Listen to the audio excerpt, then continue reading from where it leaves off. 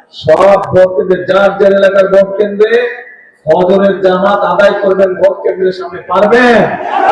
তাহাজ্জুদের সময় উঠতে হবে, এইবার পারবেন? কারণ অনেক ষড়যন্ত্র হচ্ছে এই ভোটকে। এর আগে যেরকম তথাকথিত ভোট এসলো, আমুল নির্বাচন হয়েছিল, নিশিরাতের নির্বাচন হয়েছিল, এবারও ভোট নিয়ে কিন্তু ষড়যন্ত্র হচ্ছে। পত্রিকার পাতায় খবর এসেছে, বিভিন্ন সোশ্যাল মিডিয়াতে খবর এসেছে, দেখেছেন না? বিদেশে আমাদের যে ভাইরা আছে, যারা প্রবাসীরা আছে, তাদের জন্য যে ব্যালট পেপার পাঠানো হয়েছে, কিভাবে একটা দল সেই ব্যালট পেপারকে দখল করেছে দেখেছেন? আজ এই ষড়যন্ত্র দেশের ভিতরেও চলছে। এই জন্যই বলছি তাহাজ্জুদের নামাজ পড়তে হবে, ভোর রাতে উঠে তাহাজ্জুদের নামাজ পড়বেন, তারপরে ঘর থেকে বের হবে, যার যার ভোট কেন্দ্রে গিয়ে ওইখানে দাঁড়িয়ে ওখানে ফজরের জামাতে নামাজ আদায় করতে পারবেন? কে কে পারবেন হাত তুলেন তো। আলহামদুলিল্লাহ, এত মানুষ পারবে, তাহলে ইনশাআল্লাহ বিজয় সুনিশ্চিত। এখন নামাজ পড়ে, ফজরের নামাজ পড়ে ভোটের লাইনে দাঁড়িয়ে যাবেন, ভোট কেন্দ্র খোলার সাথে সাথে সিল দিবেন। কোথায় সিল দিবেন? একই সাথে ধানের শীষের সাথে আমাদের এখানে দুজন সহকর্মী আমাদের আছে, যারা আন্দোলন সংগ্রামে আমাদের সাথে ছিলেন। একজন হচ্ছে খেজুর গাছ আমাদের, আরেকজন হচ্ছে মাতাল আমাদের সাকি সাহেব। এনারা দুইজন আমাদের সাথে ছিলেন, আমাদের সাথে আন্দোলনে ছিলেন, সংগ্রামে ছিলেন। আমরা ইনশাআল্লাহ ধানের শীষ সরকার গঠন করলে পরে আমরা আমাদের বেকার যুবকদের জন্য বিভিন্ন রকম ট্রেনিং এর ব্যবস্থা করেছি, পরিকল্পনা গ্রহণ করেছি। আপনাদেরকে আমরা বিভিন্ন রকম ট্রেনিং দিব এবং সেই ট্রেনিং এ দিয়ে আপনারা নিজেদের ব্যবসা শুরু করতে পারবেন, বিদেশে কর্মসংস্থানের ব্যবস্থা শুরু করতে পারবেন। একই সাথে একটি এই যে আমার পকেটেই করে গেছেন, এইটা কি দেখতে পাচ্ছেন? যদিও ছোট্ট, চিনেন কি? Family card. এই তো সবাই চেনেন ফ্যামিলি কার্ড।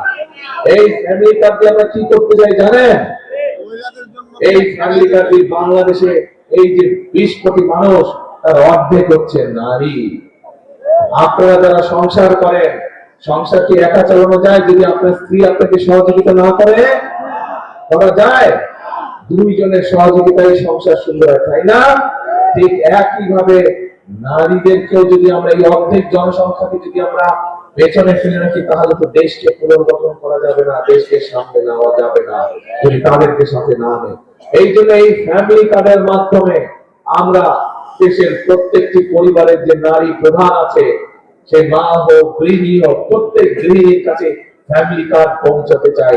এই ফ্যামিলি কার্ডের মাধ্যমে তাদের হাতে আমরা সহযোগিতা পৌঁছাতে চাই, যেন তারা সংসারটা সুন্দরভাবে চালাতে পারে, তাদের সন্তানদেরকে মানুষ করতে পারে। বিএনপি সরকার, আগামী দিনে ধানের শীষের সরকার কৃষক কার্ড দিতে চায় সব কৃষক ভাইদেরকে। এই যে কৃষক কার্ড দেখেছেন না? এর মতো অনেকেই দেখেছেন। এইরকম একটি কার্ড আমরা সরকারের পক্ষ থেকে দিব, সরকারের পক্ষ থেকে দিতে চাই এই কৃষক কার্ড। এই কৃষক কার্ডে দিয়ে দিলে তার মধ্যে সার, বীজ, কীটনাশক সুবিধা আমরা দিতে চাই, সরাসরি কৃষক ভাইদের হাতে পৌঁছে দিতে চাই। তার মাধ্যমে কৃষি লোনের ব্যবস্থা করে দিতে চাই সহজভাবে।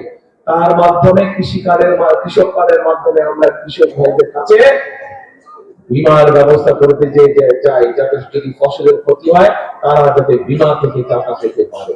এই কাজগুলো আমরা করতে চাই। নারীদের পাশে দাঁড়াতে চাই, কৃষক ভাইদের পাশে দাঁড়াতে চাই, মা বোনদের পাশে যেমন ফ্যামিলি কার্ড নিয়ে দাঁড়াতে চাই, কৃষক ভাইদের পাশে কৃষক কার্ড নিয়ে দাঁড়াতে চাই। বেকার যুবকদের, তরুণদের কর্মসংস্থানের ব্যবস্থার জন্য ট্রেনিং এর ব্যবস্থা আমরা করতে চাই। আগামী দিনে ধানের শীষের সরকার তাদের পাশে দাঁড়াতে চাই। এই মানুষগুলো আমাদের জন্ম থেকে মৃত্যু পর্যন্ত মানুষগুলো আমাদের পাশে থাকে, তারা বিভিন্ন দুঃখ কষ্টে আমাদের পাশে থাকে। তারা হচ্ছে আমাদের মসজিদের বা মাদ্রাসার খতিব সাহেব, ইমাম সাহেব, মুয়াজ্জিন সাহেব। তাদের জন্য আমরা সরকারের পক্ষ থেকে একটি সম্মানের ব্যবস্থা করতে চাই।